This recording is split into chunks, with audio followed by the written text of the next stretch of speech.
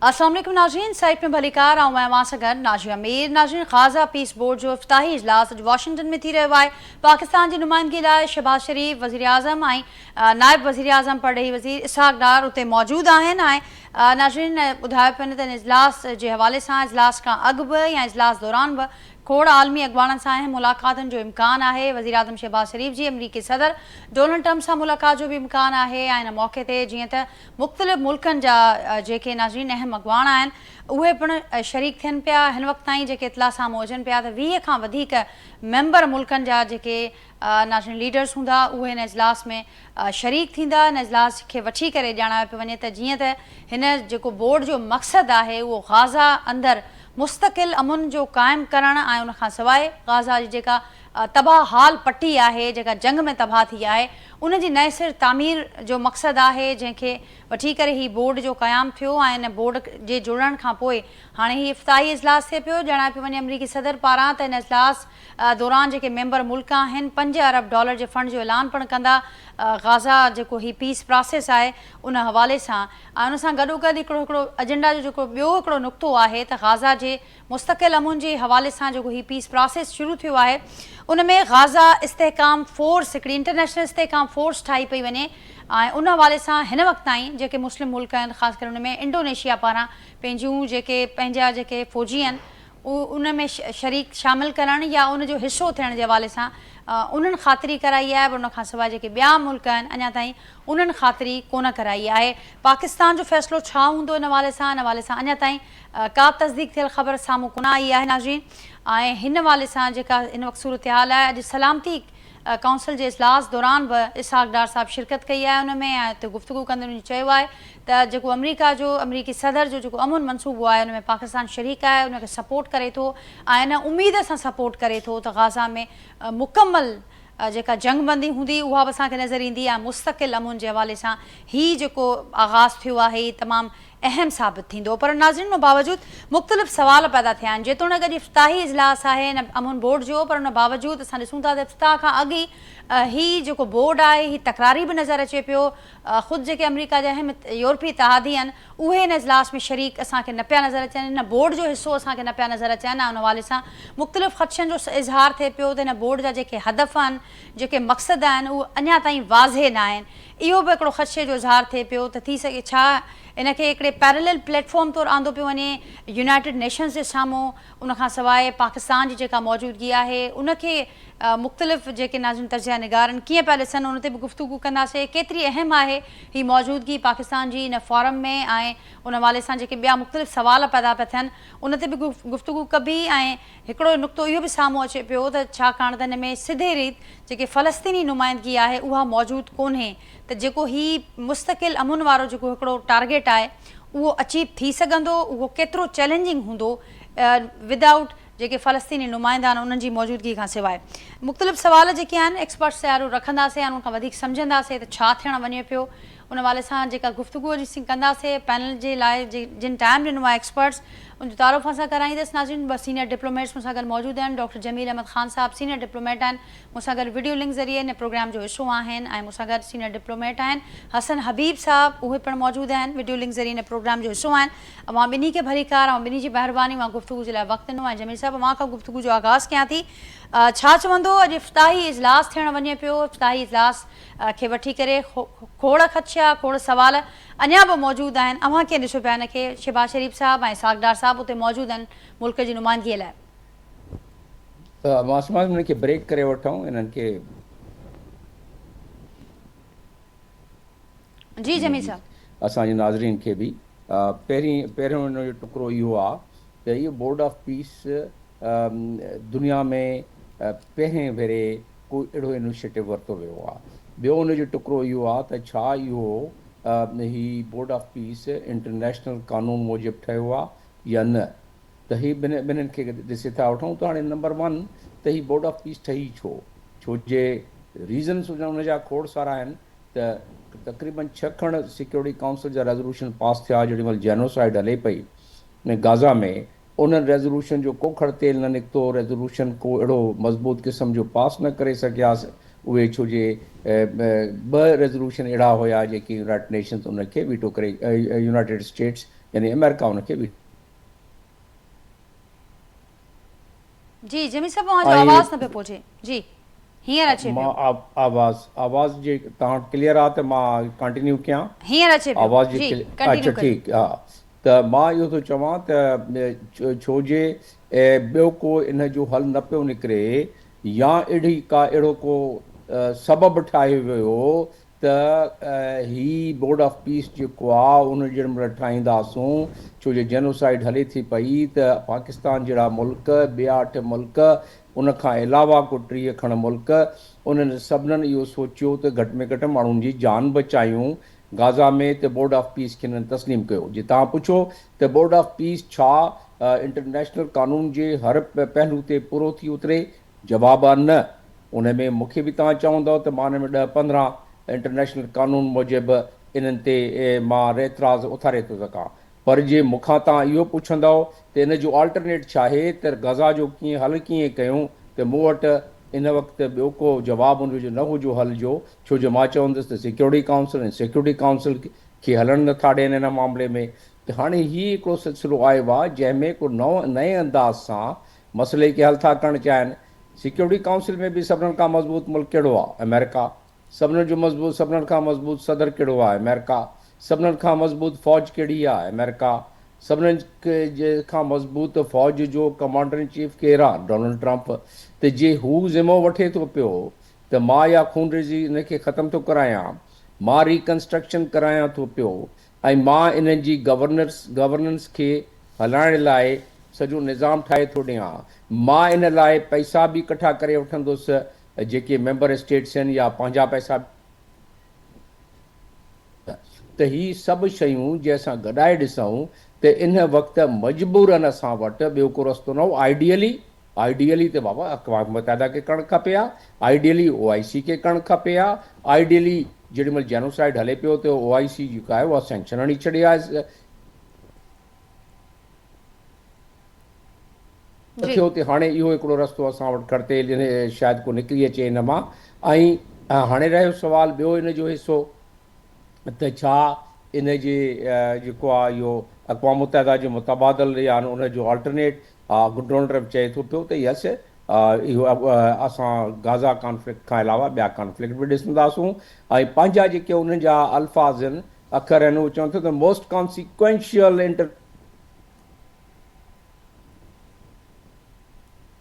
Board इहो अहिड़ो आहे जेको एक्शन थो करे सघे एक्शनेबल आहे ऐं चवे थो पियो Donald Trump the most prestigious board ever formed ऐं पोइ इहो वर्ल्ड जे पीस खे थो चवे दुनिया जे अमन खे थो चवे माना हुन में कश्मीर में शामिल आहे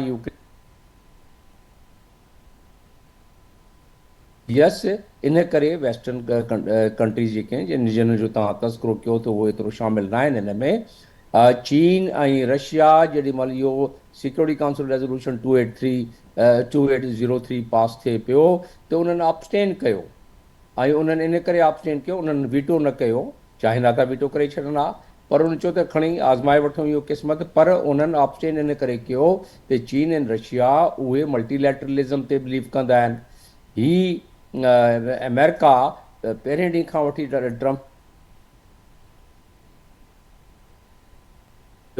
यूनाइटेड स्टेट्स खे हाणे ॾिसूं था पिया कि अॼोकी जेका मीटिंग आहे उहा उन ते नज़रूं सॼी दुनिया जी नज़रूं उन ते आहिनि त हू जेको फ़ैसिलो कनि था पिया त पहिरीं ॻाल्हि ते आहे फेज़ 2 जो फ़ैसिलो कंदा मां चाहियां थो पियो त बिल्कुलु इनखे इम्प्लीमेंट करे त ॾिसनि न जे इम्प्लीमेंट न कंदा इज़राइल खे बहानो आहे 612 माण्हू हुन मारे छॾिया आहिनि सीज़ फायर खां पोइ पहिरियां त रोज़ानो 200-300 हज़ार माण्हू मारे छॾंदो हो हाणे चङो हाणे बि उन जेके हिकु दुको 2-4-6 रोज़ानो जेको उहो शहीद कंदो आहे त हिन जो मतिलबु इहो आहे त अच्छा उनखे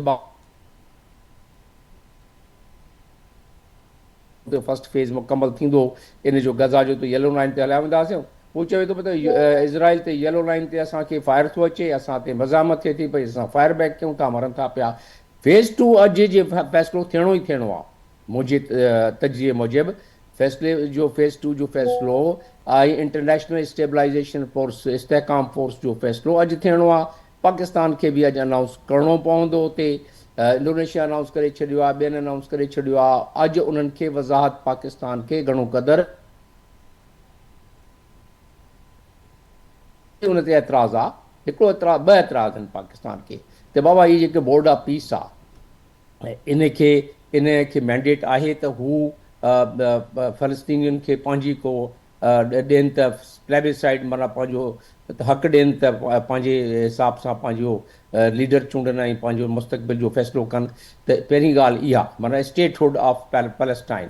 ॿियो उनजो इहो आहे जेको इहो 12 नंबर आहे उनजो बोर्ड ऑफ पीस जो जेको चार्टर आहे, जेके नुक़्ता आहिनि। ऐं पोइ ॿियो उन्हनि जो इहो आहे त असां ॾिसाम न कंदासूं हमास खे।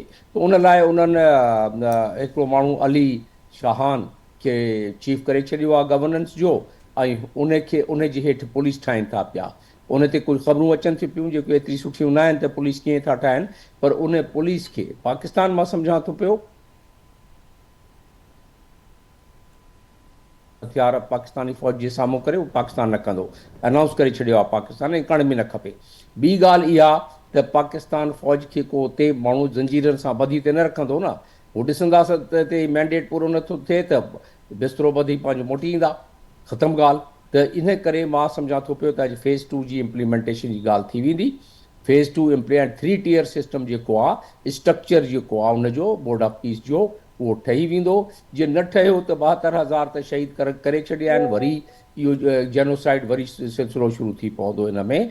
ऐं इन जे करे अॼु उमेदु आस आहे इन में असांजी त उहो ज़रूरु 30 खण मुल्क त उहो ई शामिलु थी विया आहिनि।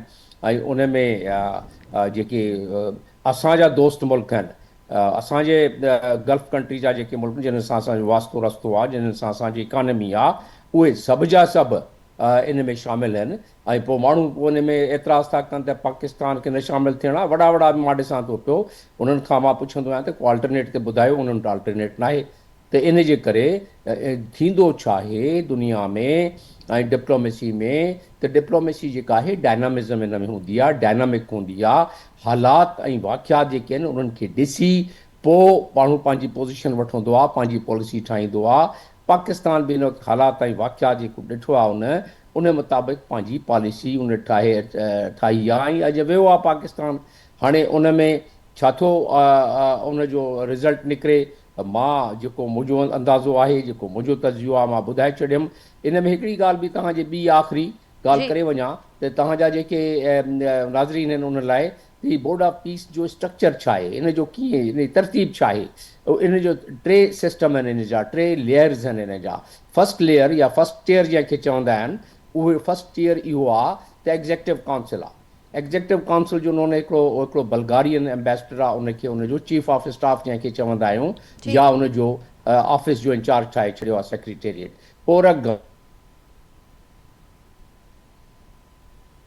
उन जे हेठि जेका शइ आहे उहा national committee for administration of Gaza, जंहिंजो उन्हनि चीफ ठाहे छॾियो आहे अली शाहान। उन्हनि खे अॼु माण्हू ॾींदा, उनखे कुझु पुलिस ठाहे ॾींदा, ऐं जेकी नेशनल कमेटी आहे उन में फ़लस्तीनी बि हूंदा, ॿिया बि हूंदा, त उन में मोस्टली फ़लस्तीनी उन में हूंदा। असां तव्हां ॻाल्हि कयो पिया न बोर्ड ऑफ पीस में फ़लस्तीन आहिनि, उन जो सबबु त उन्हनि अनाउंस न कयो आहे। मां जेको सम्झां थो पियो त बहानो उन्हनि खे इहो मिलियो आहे त उन में फ़लस्तीनियुनि में काफ़ी टुकड़ा आहिनि, काफ़ी उन्हनि में उहे आहिनि पाण में ग्रुप्स आहिनि, त हू हाणे फ़लस्तीनियन अथॉरिटी खे वठनि जेके ABC एरिया में आहे, या गाज़ा जेको लेजिटिमेटली इलेक्टेड गवर्नमेंट हुई, जिन्हनि खे मोचड़ा चोचड़ा हणे मारे उनखे साइड ते करे छॾियो आहे, त कंहिंखे वठूं उन में।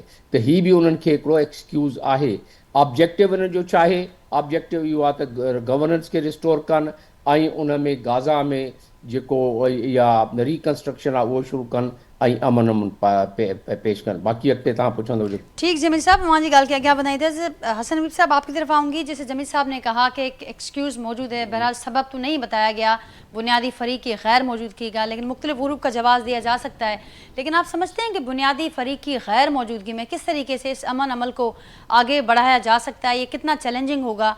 और पाकिस्तान के कॉन्टेक्स्ट में जो बातें यहाँ पर हुई कि बड़े कंसर्न्स का इजहार हो रहा है कि पाकिस्तान ने बड़ी उजलत में ये फ़ैसला कर लिया शामिल होने का, अभी अहदाफ व मकासद وہ بھی طے ہو جاتے, سامنے آ جاتے, اس کے بعد اگر یہ فیصلہ لیا جاتا تو بہتر ہوتا. آپ کیسے دیکھتے ہیں پاکستان کی موجودگی کو, آج کے اس افتتاحی اجلاس کو, کیا کہیں گے آپ؟ بہت شکریہ. پہلے تو یہ کہ فلسطینیوں کا نہ ہونا از ویری مچ ویریسم. جن کا ذکر ہے, جن کا مسئلہ ہے, جن کا فیوچر ہے, ان کو ضرور اس میں شامل ہونا چاہیے تھا. اب ان کو کیوں نہیں امریکہ نے انوالو کیا؟ بظاہر تو اسرائیل ریزن ہو سکتا ہے کہ اسرائیل اکراس آنا نہیں چاہتا ہوگا. اسرائیل ابھی بھی بورڈ آف پیس میں پیریفری پر ہے, مین پہ نہیں ہے. دوسری طرف پیلسٹینین جو ہیں وہ میرے خیال میں آسانی سے بات ماننے پہ تیار نہیں ہوتے. تو جب یہ کوئی سٹرکچر بنا لیں گے تو اس کے بعد یہ جا کے ان کو پریزنٹ کر دیں گے, شاید اس کی ایکسیپٹنس ہو.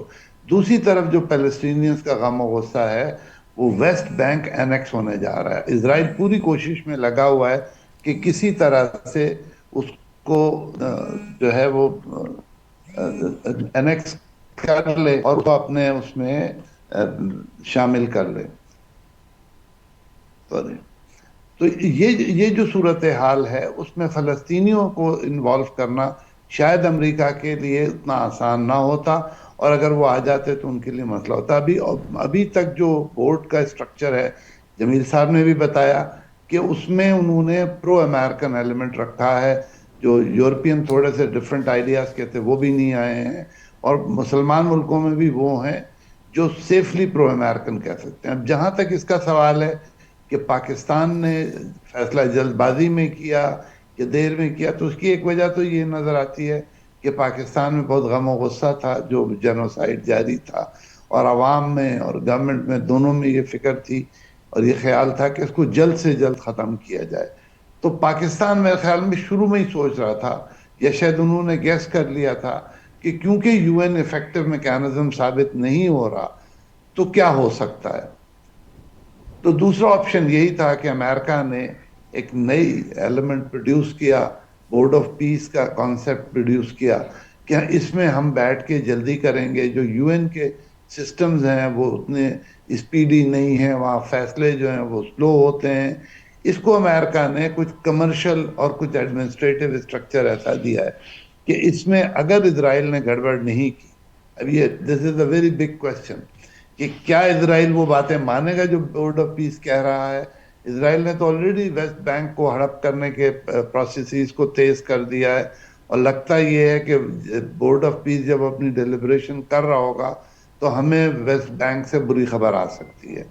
جہاں تک اس کا سوال ہے کہ پاکستان نے جلدی کی, پاکستان نے میرے خیال میں جلدی نہیں کی. ہمارے پاس, جمیل صاحب نے بالکل صحیح پوائنٹ آؤٹ کیا, ہمارے پاس آپشن کوئی نہیں تھا. یو این والے 2 سال میں کچھ نہیں کر پائے تھے.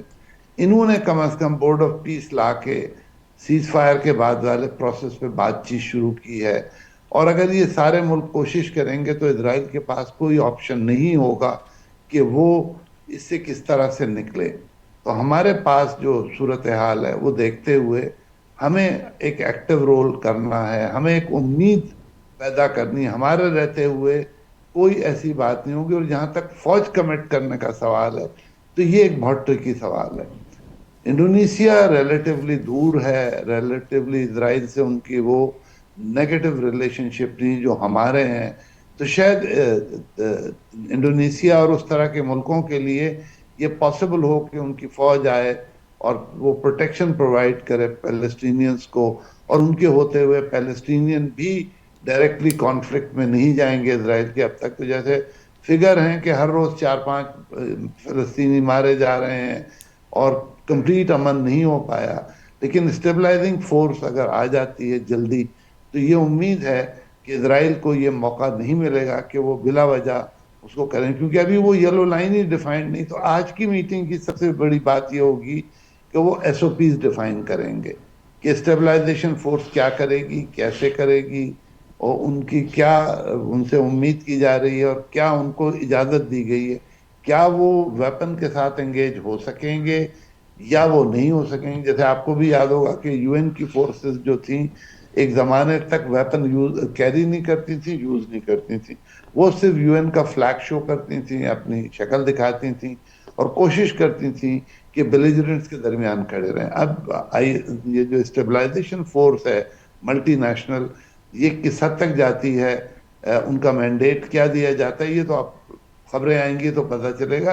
लेकिन पाकिस्तान आर्मी के लिए बड़ा डिफिकल्ट रोल होगा। जमील साहब ने इस तरह के उसमें काम किया है, वो आपको बेहतर तरीके से बता सकते हैं। लेकिन जो पाकिस्तानी फौज ने रोल प्ले किया था बॉस्नियन कॉन्फ्लिक्ट में, वो एक बड़ा अच्छा मॉडल था, जिसमें पाकिस्तानियों ने लोकल पॉपुलेशन के दिल जीत लिए, उनको वो सुकून और प्रोटेक्शन और एतमाद दिया जो वो डिजर्व करते थे। तो क्या गजा की स्टेबलाइजिंग फोर्स के पास मैंडेट होगा कि वो आउट ऑफ द वे जाके लोगों में घुले मिलें, उनको वो इत्मीनान प्रोवाइड करें जो स्टेबलाइजिंग फोर्स का फर्ज है?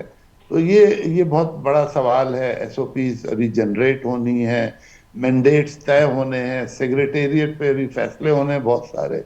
तो ये एक अभी तक ये एक ओपन क्वेश्चन है कि इसमें कहाँ तक उनको फ्रीडम होगी स्टेबलाइजिंग फोर्स को। जो लोकल पुलिसिंग है उसमें क्या मल्टीलैटरल एलिमेंट्स को डालेंगे, ऐसे फलस्तीनियों को डालेंगे? फलस्तीनियों को तो वैसे ही कमज़ोर रोल है, उनके वो आपस में ही लड़ रहे हैं, तो जो फलस्तीनी पुलिस होगी शायद वो इतनी स्ट्रांग नहीं हो। तो इस बात की भी ज़रूरत है कि जैसे और कॉन्फ्लिक्ट्स में पुलिस का एलिमेंट डिफरेंट मुल्कों से लिया जाता है, पाकिस्तान का काफ़ी एक्सपीरियंस है डिफरेंट पुलिसिंग में, और फिर यही लोग वहाँ जो पैलेस्टीनियन उनको ट्रेन करने में काम आएंगे कि कॉन्फ्लिक्ट की रिस्पांस कैसी होगी, इन्वॉल्वमेंट किस हद तक अलाउड है। देखिए सबसे बड़ी बात तो ये है कि फौजी तो बेचारा बंदूक लेके खड़ा होता है, उसको तो हथियार की जबान आती है। यहाँ रोल बिल्कुल डिफरेंट है। यहाँ आपने बहुत स्किलफुली कॉन्फ्लिक्ट्स को अवॉइड करना है। तो उसके लिए फौज का तैयार होना, उनका ट्रेंड होना, अच्छा होना, और उनमें वो एलिमेंट होना कि जो कॉन्फ्लिक्ट की तरफ ना ले जाएं। क्योंकि देखिए फौजी तो लड़ने के लिए हम ट्रेन करते हैं, उसको हम एक बिल्कुल डिफरेंट रोल में ले जा रहे हैं। लोकल कम्युनिटी पे भी जुल्म नहीं कर सकता। अगर हमास या पैलेस्टीनियन और जो है बॉडीज वो कॉन्फ्लिक्ट में जाना चाहेंगे, उनको बहुत तरीके से रोकना पड़ेगा। ज़ाहिर है पाकिस्तान या कोई भी मुसलमान फौज फ़लस्तीनियों के खिलाफ गोली नहीं चला पाएगी। लेकिन ये किस हद तक मैंडेट है, क्या है, ये सारा हमें स्लोली अब आज की मीटिंग के बाद इवॉल्व होता नजर आएगा। पाकिस्तान ने फौज के अलावा क्या कंट्रीब्यूट करना है डेवलपमेंट में या खर्चे में, ये भी एक बड़ा सवाल है। अभी तक तो प्रेसिडेंट ट्रंप साहब का कंट्रीब्यूशन $5 बिलियन का है, जो मेरे इल्म में, बाकी मुझे नहीं पता बाकी लोग क्या कर रहे हैं।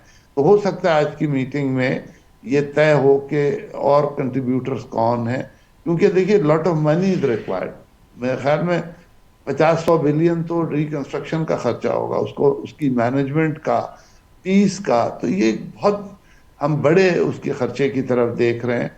और क्या ये जो कॉरपोरेट मेंबर्स और मेंबर कंट्रीज हैं ये तैयार हैं चिप इन करने को, और अमेरिका कितना चिप इन करने को तैयार है, इस पे हमें गौर करना पड़ेगा। जी जमील साहब, अॼु SOPs जनरेट थींदियूं ऐं आहिस्ते आहिस्ते शयूं वधीक वाज़े थींदियूं। जीअं हसन हबीब साहब ज़िक्र कयो त हाणे इहो बि सवाल हूंदो त फ़ौज कमिट करण खां सवाइ ॿी कहिड़ी कॉन्ट्रीब्यूशन पाकिस्तान मां एक्सपेक्ट कई वञे थी, ऐं गॾोगॾु ही फ़ौज जे हवाले सां बि ज़रूरु ॿुधाइजो त हीउ केतिरो चैलेंजिंग हूंदो।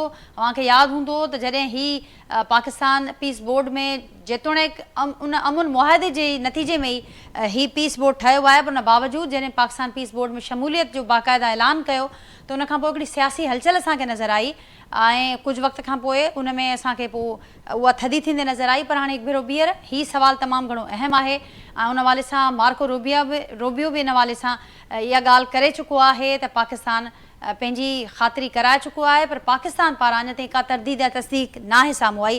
त हीउ केतिरो अहम हूंदो ऐं इन में इन जो हिसो थियण जी सूरत में कहिड़ा इम्प्लीकेशन्स तव्हां ॾिसो पिया पाकिस्तान लाइ? पाकिस्तान लाइ इम्प्लीकेशन पैदा करणु त इन मामले में वो चाहिनि त कोशिशि कनि था। हींअर 2 मिंट पहिरियां ॻाल्हि कई त असां वटि अल्टरनेट छा हुई या दुनिया वटि अल्टरनेट छा हुई। त पाकिस्तान हमेशह सजणु रहियो आहे फ़लस्तीनियन सां।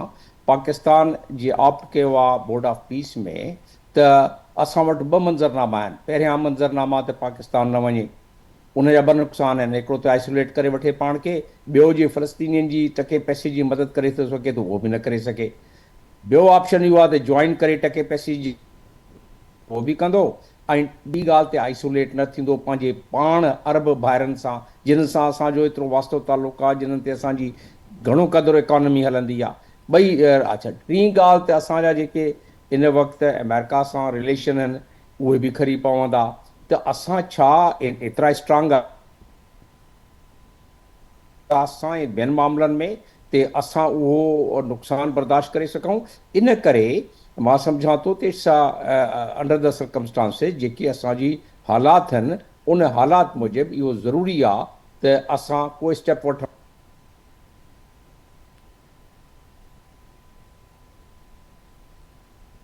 अहिड़ो स्टेप वठूं जेको टके पैसे जो फ़ाइदो ॾेई सघे फ़लस्तीनियुनि खे।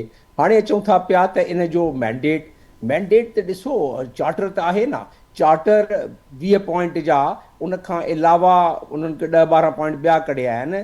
उन जे बेसिस ते हिकिड़ो इम्प्लीमेंटिंग फ्रेमवर्क हूंदो, उहो ई तव्हांजो SOP थी पवंदो। बाक़ी दुनिया में जिथे बि आर्मी वेंदी आहे, जंहिं मुल्क जी बि वेंदी आहे, मिसाल जेके इन जी बरतानिया जी UK जी आर्मी वई, उन्हनि जो रूल ऑफ इंगेजमेंट उन्हनि पंहिंजो ठाहियो, ऐं जेके अमेरिकन आर्म फोर्सिस हुई उन जो रूल ऑफ इंगेजमेंट जुदा हुई। त रूल ऑफ इंगेजमेंट ते पाकिस्तान पंहिंजी ठाहींदो न, असां एतिरो करे था सघूं, एतिरो नथा करे सघूं। त ही काफ़ी डिफाइंड शयूं पहिरियां आहिनि, ऐं इहो मॉडल उहो ई हलंदो पाकिस्तान जो, जेको पाकिस्तान दुनिया में हिकिड़े स्टेज ते नंबर 1 कंट्री हो जेको अमन फोर्सिस में पंहिंजी फोर्सिस मोकिलंदो रहियो आहे। काफ़ी माण्हू असांजा काफ़ी सोल्जर शहीद थिया आहिनि अमन फोर्सिस में, त ऐं असांखे उन्हनि जो यूनाइटेड नेशन जे तरफ़ां असांखे अवॉर्ड्स मिलिया आहिनि। अच्छा, उहो ई तक़रीबन मॉडल हिते लॻे थो पियो त थी वेंदो। रहियो सुवाल त उन जे स्ट्रक्चर जो, जीअं मां अॻोड़ ॿुधायमि त 3 टियर सिस्टम आहे। उन में हाणे फ़लस्तीनियुनि खे ज़ाहिर आहे उहो बोर्ड ऑफ पीस में रखंदा त सुठो, ॿिन्हिनि धुरनि खे रखी वठंदा त अञा सुठो, पर न रखियो उन्हनि त हाणे जेके उते उन्हनि जी जेका काउंसिल आहे उनखे उन में उहो रखंदा। ऐतराज़ जो सुवाल जेको आहे पाकिस्तान में या ॿियनि मुल्कनि में, ऐतराज़ मां बि करे थो सघां, ऐं मोटाइनि नुक़्ता त इहो लीगल फ्रेमवर्क में नथो अचे, ऐं मतां पाकिस्तान खां ग़लति कमु वठनि, न कयो ग़लति कमु, मोटी अचो, या त को आल्टरनेट त ॾे न असांखे। त इन जो पोइ को ॿुधायो त उन जो कीअं असां बचायूं। जेनोसाइड वरी शुरू थी पवंदी, लखां माण्हू, हज़ारा माण्हू वरी मारे छॾंदा, उहो शहीद करे छॾंदा इज़राइली। त इन जो को आल्टरनेट ॾेई छॾे त पोइ ठीकु आहे, बिल्कुलु फर्स्ट क्लास। OIC खे चवनि त OIC इन खे टेक ओवर करे वठे मामले खे, ऐं पोइ सैंक्शन लॻाए इज़राइल ते पंहिंजी ॾिसो न, OIC खे कंहिं झलियो आहे त उहो पंहिंजो जेको आहे कोलिजन फोर्स ठाहे ऐं पोइ पेश न करे अक़वाम मुतहदा खे, या को रेज़ोल्यूशन न खणी अचे, या एतिरी हिमत आहे त OIC पाण उते वञी पंहिंजी फ़ौज ठाहे बीह रहे। नाहे त पोइ ठीकु आहे। हाणे this is the only alternate जंहिंमें असां शामिलु थी पिया सघूं। हाणे असां थी पियासीं मुल्क में, जीअं अॼु मीटिंग थींदी उन जा खदुखाल जेके साम्हूं हूंदा, त इहे असांजे जेके लीडर्स विया आहिनि उते, प्राइम मिनिस्टर विया आहिनि, उहो अची पंहिंजी पार्लियामेंट खे ॿुधाईंदा, पंहिंजे मुल्क खे ॿुधाईंदा त असां हीअ कमिट करे आया आहियूं, हीअ न कमिट करे आया आहियूं, त ॻाल्हि पधरी थी पवंदी। बस support humanitarian access, aid delivery खे तव्हां कयो, इंश्योर कयो, फैसिलिटेट कयो, उते डायलॉग थिए, उते कॉन्फ्लिक्टिंग पार्टी पाण में बि हिते विढ़नि था पिया न। इहो उन्हनि जो मैंडेट थो ॿुधायां मां उनजो।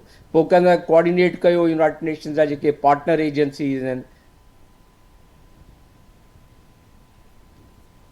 त लॉन्ग टर्म पीस स्टेबिलिटी जो प्लान कयो, रिकंस्ट्रक्शन कयो। तव्हां ॻाल्हि पुछी त पाकिस्तान जी फ्रंटियर वर्क्स फोर्स आहे तमामु वॾी, जबलनि में रोड ठाहे आई आहे, सॼी पाकिस्तान में बिल्डिंगूं थी ठाहे, त हुते रिकंस्ट्रक्शन छो न थिए, हुते बि ठीको वठे, हुते बिलियन जो $1 जो वठे, $2 बिलियन जो वठे, रिकंस्ट्रक्शन में हिसो वठे, छो जो असांजी महारत आहे हिन में। जमील साहब, हिन वक़्त ताईं जेको फ़ैसिले में वक़्तु वरितो पियो वञे, इहा स्ट्रेटेजी ॾिसो पिया, हिकिड़ी मोहतात स्ट्रेटेजी असांखे शुरू खां हिन मामले ते पाकिस्तान जी नज़र आई आहे। हे उनजो ई हिसो अवां ॾिसो पिया, या अवां सम्झो पिया त अञा ॾिठो वेंदो त वधीक कहिड़ियूं शयूं जॾहिं फर्दर साम्हूं रिफाइन थी करे अचनि थियूं त पोइ इन फ़ैसिले जो ऐलान कयो वञे?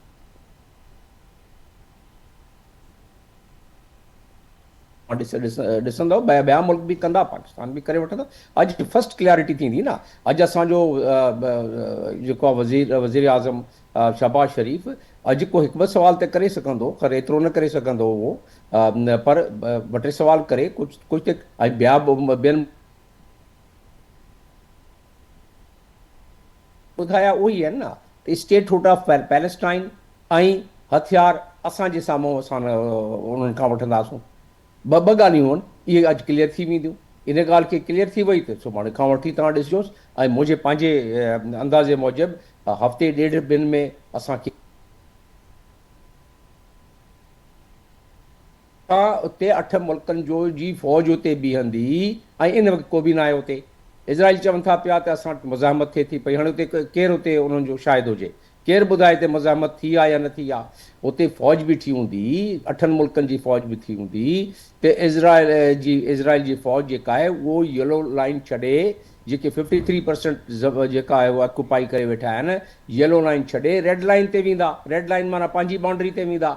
जेॾी महिल पंहिंजी बाउंड्री ते वेंदा त डिस्टेंस एतिरो थी पवंदो त पोइ तव्हां कीअं फायरिंग कंदा, बम्बार्डमेंट करे न सघंदा, छो जो उते इंटरनेशनल इहे 8 मुल्कनि जा फ़ौजूं या ॿिया मुल्क बि ॾींदा फ़ौज, त एतिरा सारा मुल्क उते इन्वॉल्व थींदा, त उते उहो बम्बार्डमेंट करे वेंदो इज़राइल। ऐं कुझु उन्हनि खे ह्यूमैनिटेरियन एड जेके 600 ट्रक उन्हनि खे डेली मिलणा, उन पंजाब में नथा मोकिलनि, उहे बुख था मरनि वीचारा। रमज़ान में उन्हनि का शइ न आहे, त ही जल्दी डिप्लाए कंदा त उन्हनि को खाइण पीअण जी बि शइ मिलंदी। उते कुझु उन्हनि खे साही पटंदा हू। हाणे तव्हां इहे पुछो त आइडियली त मां तव्हांखे इन ते ॻणाए थो छॾियां। आइडियली त इहो आहे त अक़वाम जी करे जेके पहिरियां रेज़ोल्यूशन पास थियल आहिनि 242 इज़राइल जे ख़िलाफ़, ते बाबा तव्हां पंहिंजी बाउंड्री ते जेके तव्हां कब्ज़ो कयो आहे 1967 में, उन कब्ज़े खे तव्हां छॾियो, भॼो हितां। सेटलमेंट जेका थी आहे उहा छॾियो, तव्हां भॼो हितां। जेके ओस्लो रिकॉर्ड आहे 1990 उन ते तव्हां अमलदारी कयो, उन ते बि आहे। त खोड़ सारा सिक्योरिटी काउंसिल ऑर्गेनाइज़ेशन त एतिरो दमख़म आहे त हू कराए वठनि। जे न आहे त पोइ ज़ाहिर इन में शामिल थी उन्हनि जी जानूं बचाइनि। मुंहिंजो मौक़फ़ इन्हनि प्रैक्टिकल जेके मां आर्गूमेंट ॾिना आहिनि उन मुताबिक़ मूंखे ॿियो को इन जो हल नज़र नथो अचे। सही, ठीक जमील साहब, ॿियो को हल न पियो नज़र अचे या तो को ऑल्टरनेट हुजे।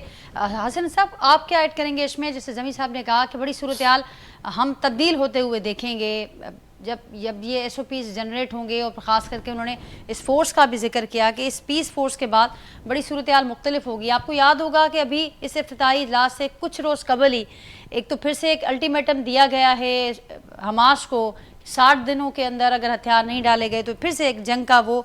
तो आप समझ रहे हैं कि ये जो सारे मामला थे, और उसके अलावा जो सीज़ फायर होने के बावजूद जो खिलाफ वर्जियाँ हमने मुसलसल देखी हैं, वो मामला भी आज ज़ेर गौर आएंगे आज के इजलास में। बिल्कुल, देखिए, एक तो स्ट्रेंजली हमें एग्जैक्टली पता ही नहीं कि हमास के फाइटर्स कितने सरवाइव किए हैं, उनके पास कौन से वेपन हैं। तो ये वेरीफाई करना मेरे ख्याल में सबसे मुश्किल काम होगा कि हमास डिसआर्म हुई है या नहीं हुई है। और हमास से अभी तक मेरे ख्याल में कोई इंडिकेशन नहीं आई है कि हमास डिसआर्म होगी तो उसका क्या मैकेनिज्म होगा, किस फोर्स के सामने होगी, और उनकी लाइफ की गारंटीज कौन देगा। ठीक है, अमेरिका सबसे स्ट्रांग मुल्क है, अमेरिकी सदर सबसे स्ट्रांग है, लेकिन ये याद रखिए कि इजराइल इस वक्त बड़ी ज़बरदस्त पोजीशन में है। अमेरिका की सारी लीडरशिप जो एप्स्टीन फाइल्स में और स्कैंडल में फंसी हुई है, और खुला वो ब्लैकमेल हो रहे हैं। तो ये बड़ा मुश्किल होगा हमास के लिए कि वो डिसआर्म हो और वेरीफाइबली डिसआर्म हो। देखिए, सिर्फ डिसआर्म नहीं, अब फर्ज कीजिए 500 आदमियों ने डिसआर्म कर दिया, हमास के हमारे इतने जिंदा लोग थे, कौन बताएगा कि बाकी लोग कहाँ हैं। और हो सकता है अभी तक वो लोग लेफ्ट राइट हो चुके हों, उन्होंने अपने आर्म्स डिस्पोज कर दिए हों, क्योंकि once they will come in front of international force या इजराइल या अमेरिका, तो उनकी तो फिर जिंदगी की कोई आगे गारंटी नहीं होगी।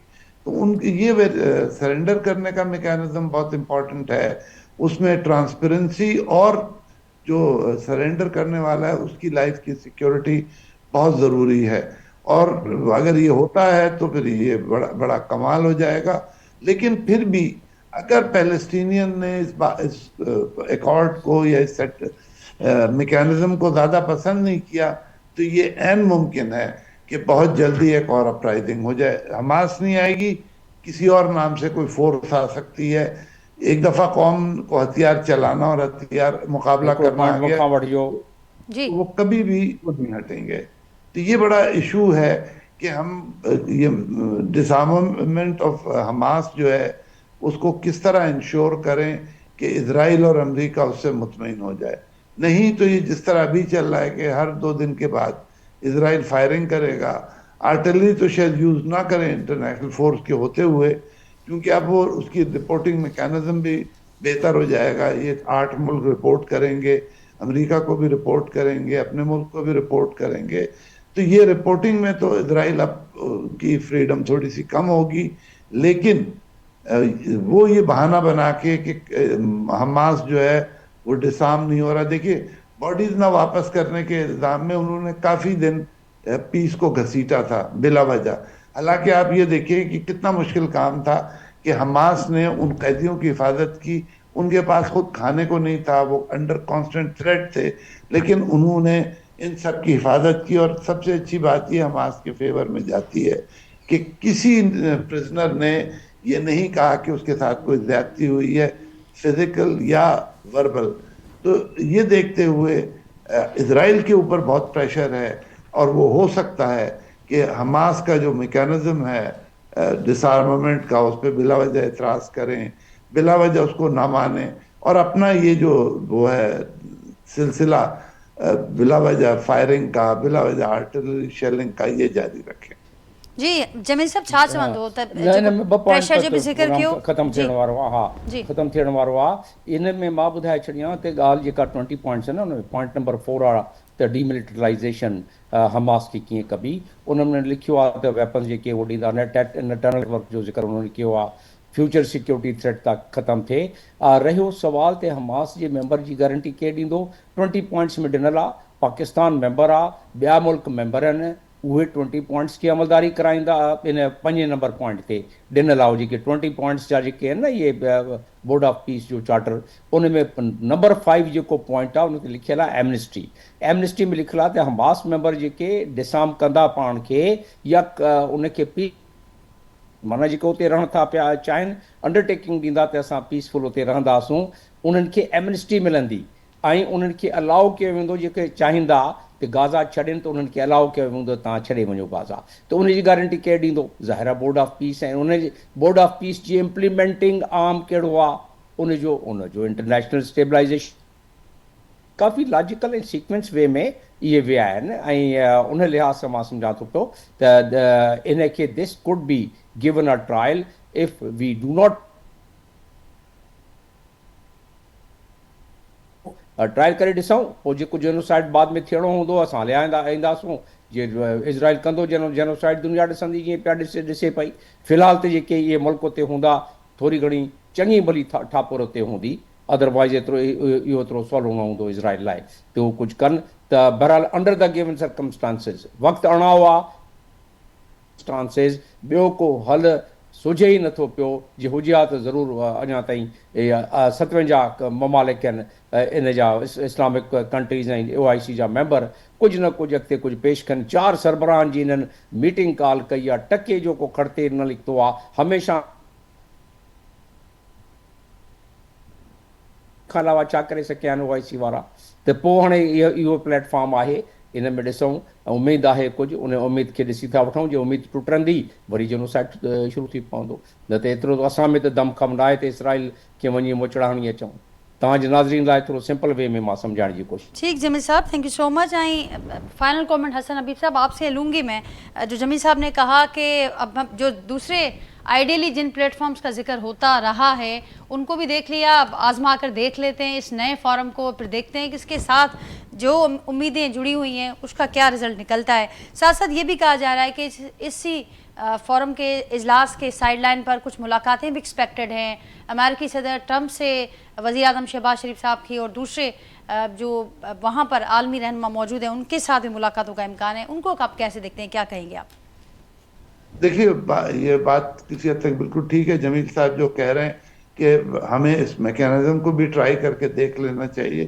اس سے پہلے بھی ہم نے UN کے باہر اوسلو ایکارڈ وغیرہ جو ہے اس میں دیکھا ہے کہ امریکن کے ایکٹیو اس سے پارٹیسپیشن سے کام آگے چلا تھا. اس کے بعد جو بھی وہ دیکھا جائے گا.